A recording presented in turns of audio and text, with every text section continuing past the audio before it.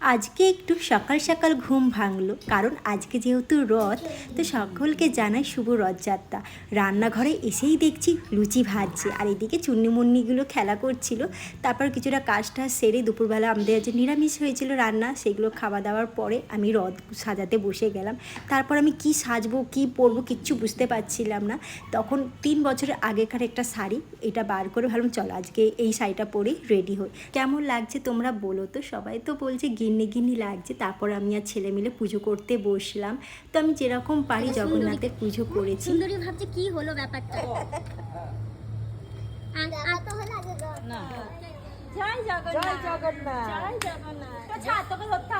এই দিকে দেখো না, যিশু সুন্দরীকে দেখতেই ব্যস্ত। তারপর আমরা রথ নিয়ে রাস্তায় গেছিলাম, সব কাকুরা টানলো।